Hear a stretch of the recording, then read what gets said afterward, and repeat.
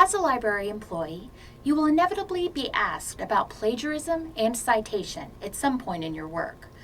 The availability of writing tutors on campus is an excellent resource for students, and such requests can always be referred to those services. But while our first response to a question about copyright, plagiarism, or citations might be to refer the student to the writing lab or other tutoring service for assistance, it's important that we at least understand the basics of these concepts.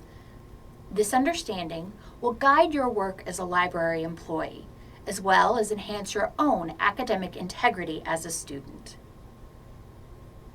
First off, let's talk about copyright. Copyright is a type of intellectual property that protects original works of authorship as soon as an author fixes the work in a tangible form or expression. But for our purposes as students and student employees, it is essentially the thing that makes conversations about plagiarism and citation necessary. In an era of such rich digital resources, you might assume that if you don't see an explicit copyright notice on a website or resource, that copyright doesn't exist. But you'd be wrong. Notice that in the definition provided, copyright begins as soon as an author or painter, composer, musician, etc. creates the work in a tangible form.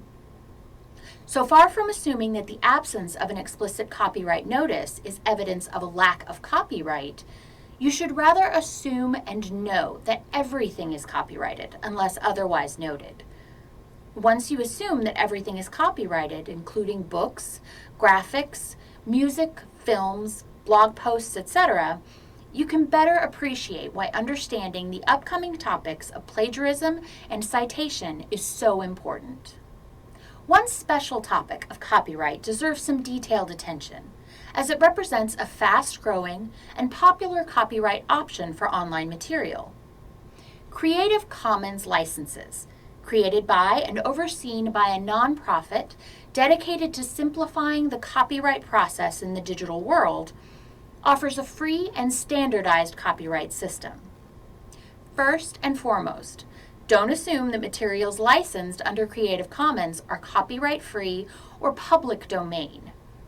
As you can see, there is a spectrum of Creative Commons licensing options, and you need to be able to recognize the CC license and have the resources to look up the details of the specific requirements when utilizing such materials.